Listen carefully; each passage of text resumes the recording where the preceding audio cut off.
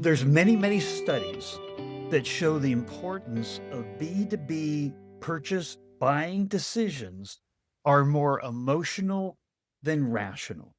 And so that's the question ever since you brought up the word client safety that I said, was that intentional in terms of how the buyer decides, how you treat them, how they feel when they interact with you, the relationship, the way that you build trust? Is that intentional when you use the word safety? Because so much of the relationship, the decision making, the decision to stay with you as a customer, is that intentional? Thank you, Stephen, because I really love the way that you're framing this. And this is what's so great about conversations is that I don't know that I would have naturally drawn that out on my own.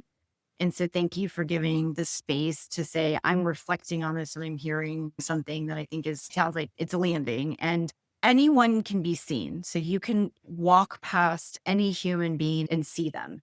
It's probably a hallmark of how I think. And this isn't necessarily, I don't go around hugging everybody, but how different does it feel if someone actually stops and talks to you, says, we've all been lost in New York City before, and there's that occasional person that says, "Can I help you? You look lost." That makes you feel safe. And so I would say that we, as a culture and my colleagues, as I've watched how they interact with their people, you see leaders sometimes that say they're just so swamped, busy, cannot manage, they're just at that breaking point. And it happens. It happens in all businesses where an individual can feel just overwhelmed. And the leader that says, just let me know how I can support you versus the leader that puts 20 minutes to say, talk me through your day. And I'm going to help take 2 to 3 things off. We're going to invest the 20 minutes, even though you don't have even 20 minutes to breathe. I'm going to take 20 minutes and we are going to remove things from your day. And we're going to put that work somewhere else that's safe. You're not saying something to make yourself feel good as a leader. I'm such a good leader. I keep checking in and I say, how can I support you? You're actually actioning how to help them. I had the head of our creative studio came to me last week. She said, we're going into huge production mode. Here's what's happening. Here's what I need help with. Here's a role that I think is really functioning well within the business. And I said, give me 24 hours. Built the business case, came back to her within 24 hours and said, we have hiring approval, business case together to hire this additional role, which you said was going to take, help alleviate some pressure points. So you can say the right things. What's more important is that you do the right things. And that is where that safety piece comes in. And that's the same philosophy with clients. If we say we're going to do something, we do it. And then we take accountability. If we've missed a deadline or if we've missed the mark, we take absolute accountability. Here's what I love. 95% making that number up. But this conversation is about how do we align internally? How do we support our team internally? Right? We are the engine. If PE-backed companies, they put in VC companies, they put money and invest in the team first, the idea second, right? It's how important, just kind of from a financial perspective. And I remember now, you brought this up, like learning that I had lost, it had decayed. It was a 4-time PE-backed CEO. The guy would take companies, build it, they would sell it. The PE company would say, we're going to put you over here. He would build it, they would sell it. He did it 4 different times. And I said, what's the key to success? And he said, the executives in the company, and then the people that report to them. He says, but they need to know that I have their back. That's the key to success. It wasn't about building businesses and aligning resources. And it was just something simple like that. Yeah. Human beings are exceptional.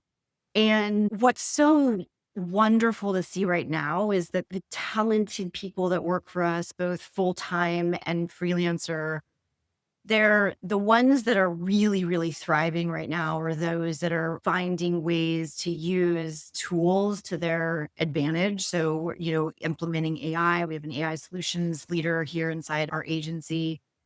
And those that are saying, I'm going to continue to make space to keep elevating myself and elevating my people, that's where there's been just a real, it's been beautiful to watch. The news loves to be talking about AI and replacing jobs. And I have just seen the opposite. I think that it is an amazing tool for companies to embrace, in the same way, though, that I'm not over indexing on it. It's the same moment when, for us, Outlook came into our business and we all started using that. It's the people that understand that with tools, you can keep accelerating how you interact with your people and ideally give yourself more time to interact with your clients, understand their biggest challenges. And I don't love the word busy. I try and really reframe the team and say, was your day productive? Because if I keep hearing that the day was busy, we might be avoiding for whatever reason. And I try and dive into that. That team member might be avoiding harder work. And so I want to understand, do they not know how to do the harder work and we need training and development? Is it just not a natural skill set and we want to find a different place for them within the agency? So really listening to your people, and language matter. I'm a rhetoric and communication major in college. And so I am very respectful that the way that people speak and the words that they're telling you matter. And so if I get a one-on-one and someone says, "Oh, I've just been so busy." Okay, let's break that down, because I would love to hear, like, it's been a tough week. I had some really tough client calls and I had to get through some thick stuff, and I had some hiring challenges. The person that we wanted to come took another offer, but it was productive, Liv. That's where we strive to be as an agency, and giving our teams the right tools, technologies, partnerships. We rely heavily on partnerships is something that we think about a lot, so that we can change from going to being busy, which sometimes is an excuse that they don't want to go and do the stuff that maybe they're less confident in doing, into it's been a thick week, but it's been productive. And I look back and I'm really proud of these three things that we got done as a team and as a company.